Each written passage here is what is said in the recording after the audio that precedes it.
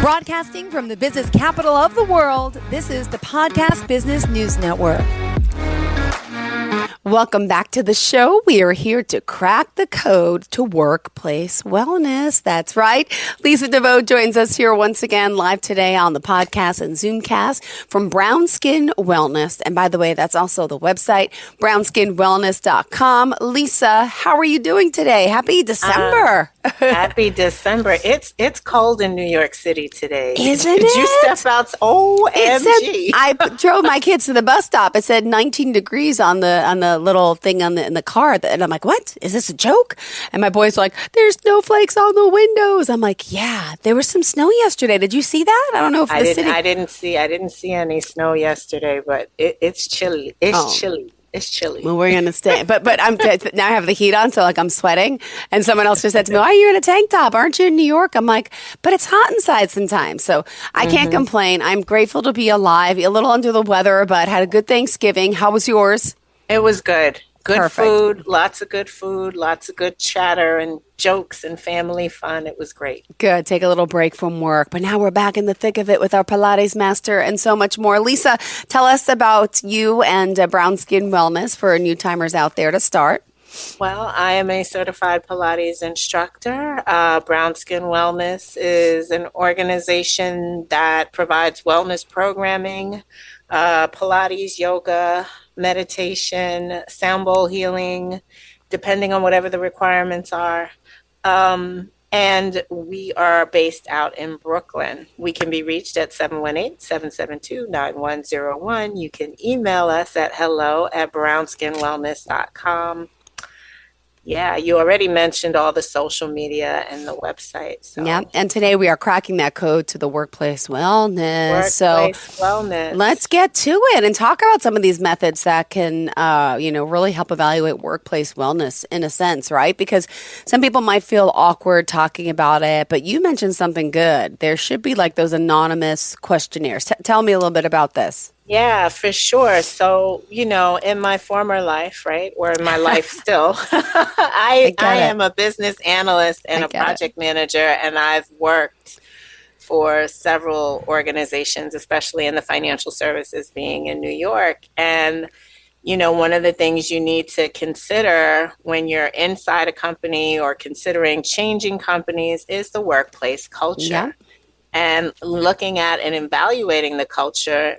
One of the ways we can evaluate culture is just through employee surveys, questionnaires, right? And those can be done anonymously.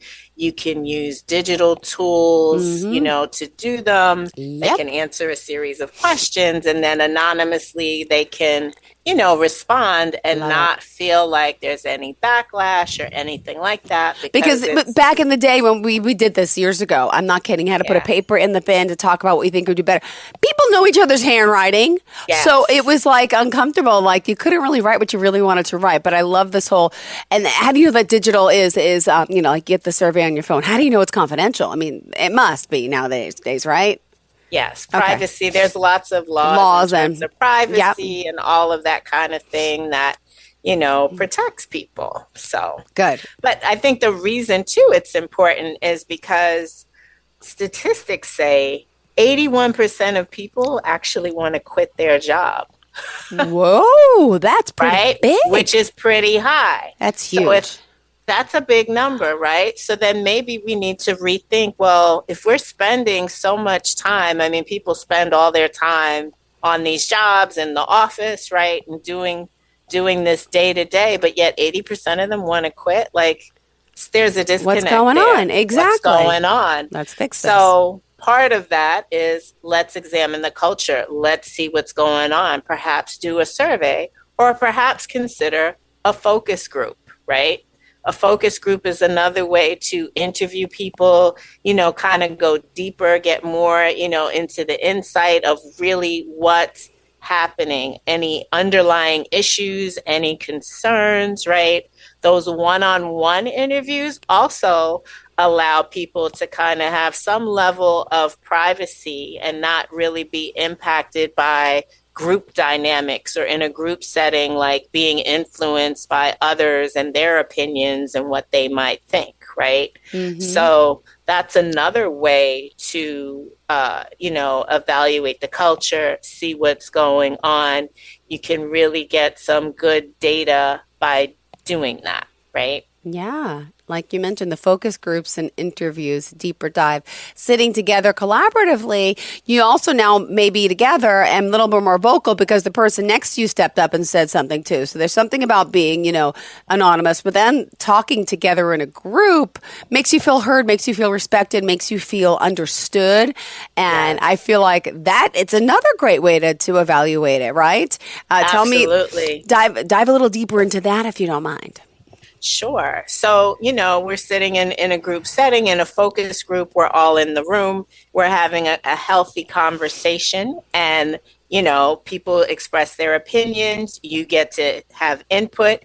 You should be vocal in those scenarios. Yeah. You shouldn't really operate with any kind of fear or feel like you can't say anything, right? True, yeah, but those healthy conversations are good because you get to understand what your colleagues think. You get to share what you think, and you get to interact with leadership, right? I remember one time I was invited to travel to Germany for a bank I worked for. Ooh. And leadership asked a question. They said, how do you feel? We want to know what you think, right? And I was part of the organization that was the underdog. Okay. And so I kind of said, well, why should we trust you? You're taking us over. Like, why should we trust you?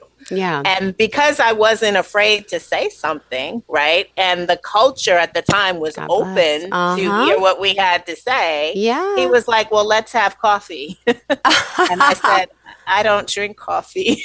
Oh my gosh. So it was good. He was a C-level executive. He wanted to hear what we had to say. And from that conversation, I got a lot of attention from it, but it was good. It was a good thing. It was a very good thing. Ooh, getting outside of our comfort zone, but speaking up. All right, that's good. That's good. What else is on tap for cracking this code to workplace wellness, darling? Oh, well, cracking this code, you can also do observational assessments. And that's one of the things I've done in my other role, right? Go into an organization, observe what's happening, what's going on with the culture, really seeing the power play, what's happening there, who's in control. So, are you managing up or are you managing down? Are you managing sideways? What's happening, right?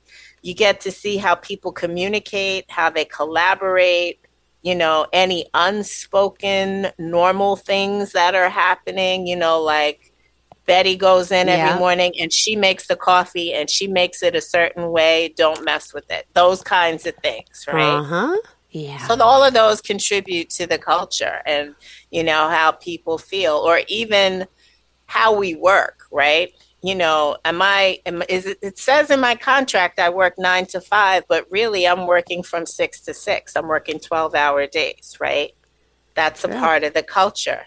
And why does a person have to work 12-hour days to get the work done? Does something need to be evaluated there? Is the organization really being efficient? And how does that impact a person's mental health? But we'll get to that after my next point, which are cultural audits, right? Those where you go in, you do a really comprehensive assessment, right? You look at all their policies, all their procedures, their practices, how they do what they do, right? And does that really align with the organization's mission? Does it align with their corporate values? Are the values of the employees in alignment with the values of the organization, or is there a disconnect, right? And that speaks to how people feel about their jobs. How do they feel about themselves? How are they managing their personal lives? Yeah. What happens when they leave?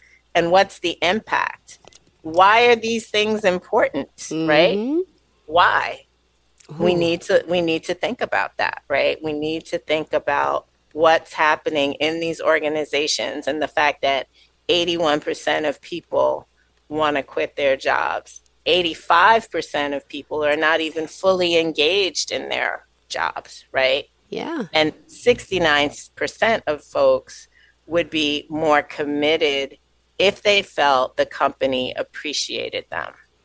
Wow, it's as simple as that. I hear you. I feel you. I've been in this situation where I didn't feel valued, and that does help a lot. And instead of everyone talking on the side about it, I really wish back in the day, bosses, not this job, you would have came to me. It would have been so much better because we all felt this way, but everyone felt embarrassed to talk about it. It was this culture of not talking in a sense. Yeah, but it does matters. And you're going to get into that in just a sec. Brownskinwellness.com. Go ahead, Lisa. brownskinwellness.com. Hello at brownskinwellness.com. Brownskin Wellness at Instagram, LinkedIn, and Facebook. I'm Lisa. Love you. You're so good. You got this, girl. Yes. Yeah. So how does this impact wellness programming? I think one of the things to consider around that is really, now that we have all this information from all these different tools and methods, to assess the culture, is really being able to identify what resonates with employees in terms of wellness programming, right? And that's one of the things we like to do. Brown Skin Wellness is go into an organization and help leadership figure out what kinds of programming resonate best with their employees, right? What would work best? And how do we tailor that program to get everybody on the same page in terms of the values? How much is required, right? Do we need to do a yoga program that really has a meditation aspect incorporated in the beginning of it? Or, do we perhaps need to just have, quiet time every day at the desk for 10 minutes where everybody's required to take a 10-minute break? Does that break in the middle of the day help? What are the tools that we can bring to the table in terms of wellness programming to support your organization? And then also really encourage leadership to consider an evaluation on a periodic basis so that they have this system of continuous improvement, right? Which is a concept that's common in the project management space. Like you're continuously improving. So it's like evaluate, assess, implement, improve, and then repeat, right? So we go through that whole cycle of continuously improving the culture and the environment.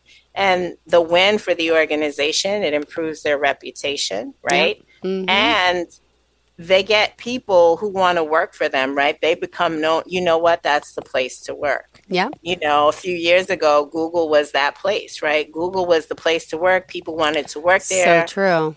Because Google put things in place. They put programming in place to really support their employees. Yeah. And people felt valued. They felt appreciated. They wanted to be there. They wanted to show up.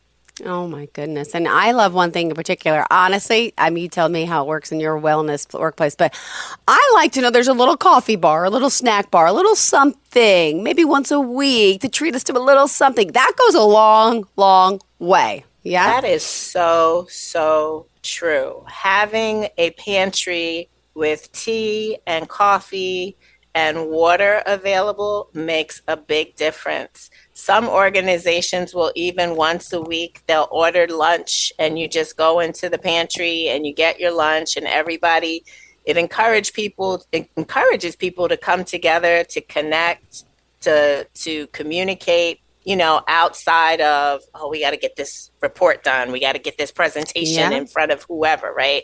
And all those meetings. So all of that contributes to wellness, right? Yeah. How do I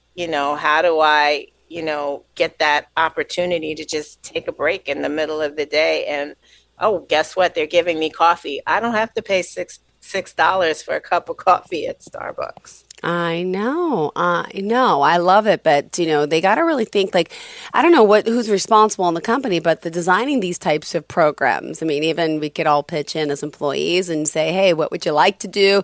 I love when they do the happy hour used to be like the thing, right? But nowadays people don't do happy hour, but they do little outings and like Top Golf, and they do, work, what is it called? Like I can't think of the name of it. It's like a community sport, like a kickball game. Bowling. Yes. Like bowling. Or I know a lot of times people will find, you also will find organizations that will do causes, right? They'll volunteer for a cause. Like they'll do the breast cancer walk. They'll, cycle for multiple sclerosis. They bike ride around the city for multiple sclerosis. Or they'll even do something like Habitat for Humanity. And a lot of organizations put those types of programs in place, one, because it gives people the opportunity to connect outside of work around a common cause. And it shows values, right? It shows where our values lie and how, employees can connect to the causes that the organizations care about and what the employees care about. Yep.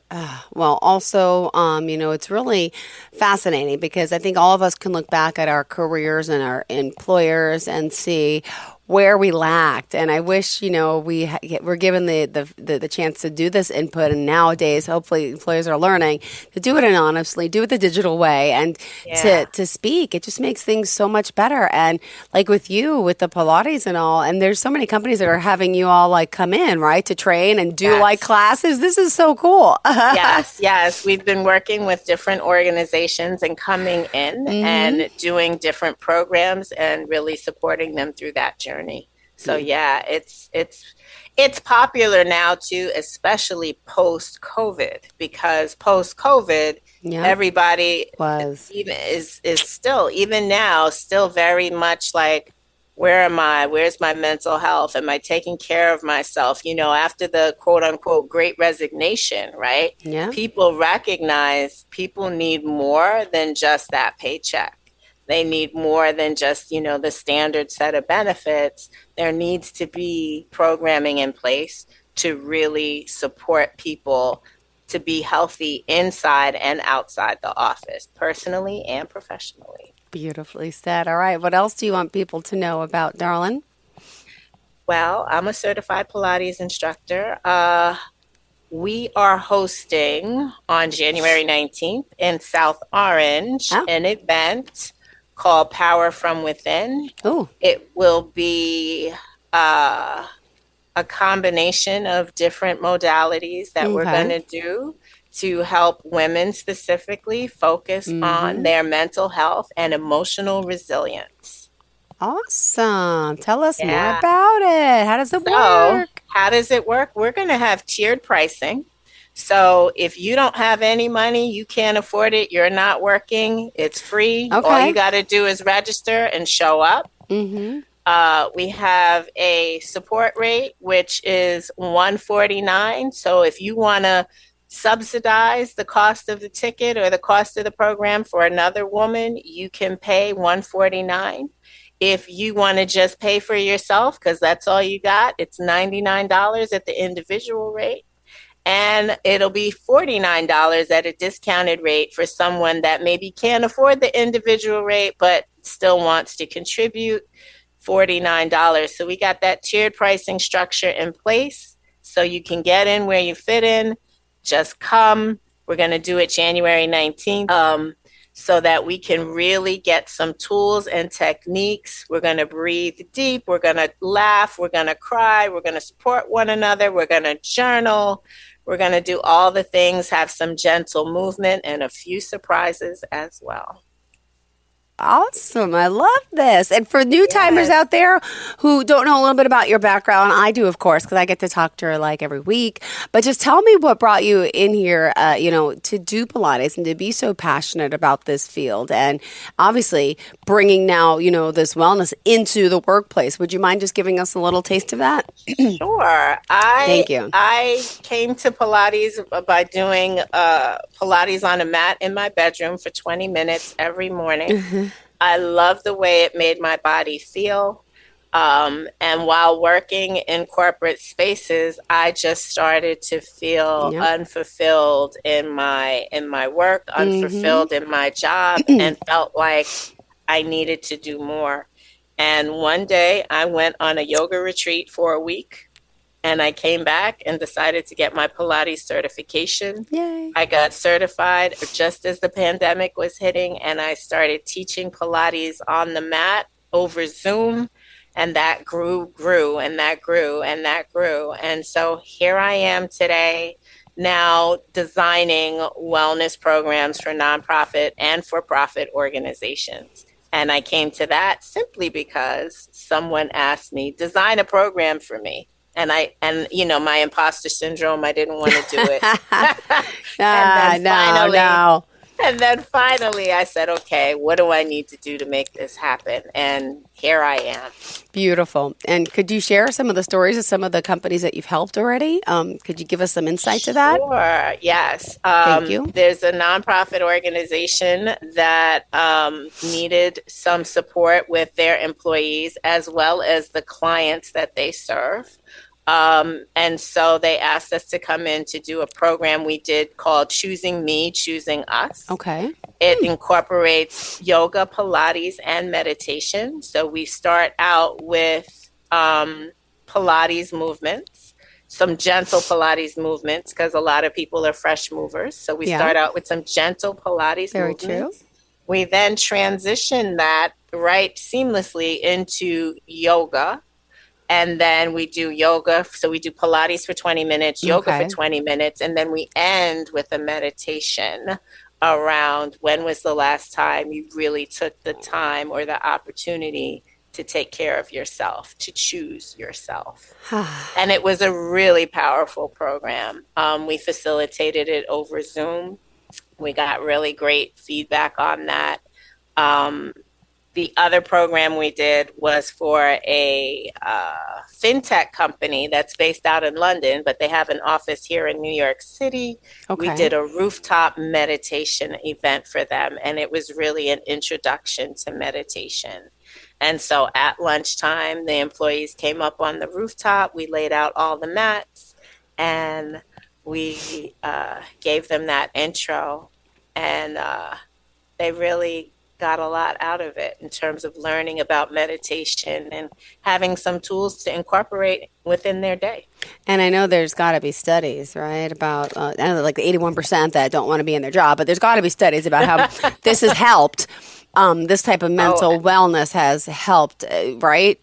Yes, absolutely. There's lots of studies that talk about how doing meditation for 10 minutes, just 5 or 10 minutes a day can really change your outlook, can change your perspectives, and just improve how you feel about yourself, how you view yourself, and even increasing your self-confidence. All right. Well, I love it. Well, we still have 2 more minutes left in your show, and there's still more to talk about because, not just the workplace wellness, which of course is amazing.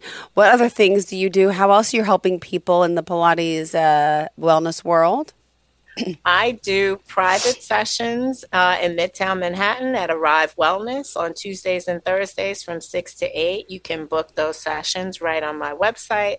We also have online mat classes that we offer starting Wednesday evenings at 6:30 p.m. And if you just want a quick intro for $5, you can come at 6 a.m. We'll do a 30-minute intro to get you moving, an intro to Pilates. And if you just want a consultation and you just want to talk about what you're trying to do in terms of, your program or, whether within your organization or outside or just personally, you can book a consultation call. It costs you nothing just to have the conversation to talk about what your goals and requirements might be.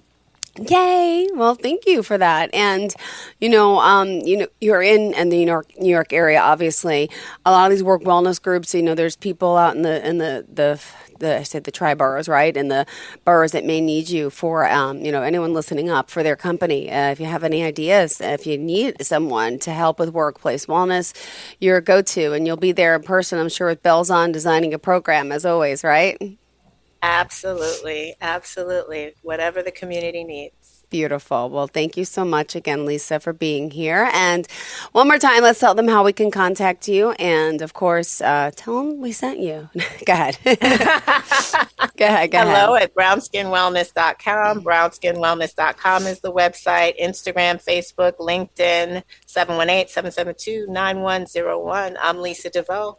Thank you, Lisa. Always a pleasure having you. So thorough. And then I heard we're taking a little break. So is this where I say, yes. I'll see you next year? I'll see you next year. Merry Christmas. Happy Kwanzaa. All the things. Happy Hanukkah. Ditto. What else? I know. Happy Same New here. Year. I love it. Thank you so much. You're the first person I got to say that to. My big joke. All right. Thank you so much, though. Enjoy the holidays, really. And thank you for being here. Jill. You Looking too. forward to the new year, new start, new you, new everything. And we're going to be more inspired, of course, after that new year when that ball drops. Every year we are, right? But the thing is, we're going to stick with it this time. Oh, You'll help with that. All right. Thank you, Lisa. Have a great day. Bye. Too.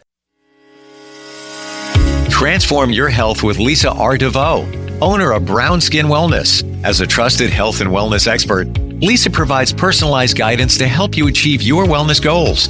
Unlock your best self today. Call 718-772-9101 or visit brownskinwellness.com for more info.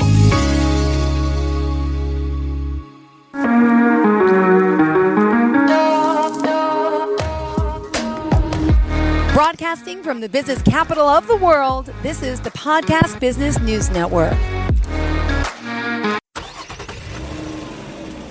Of course my kid's in the right car seat. Well, I think he is. Yeah, my kid's in a booster seat. He was ready to move up.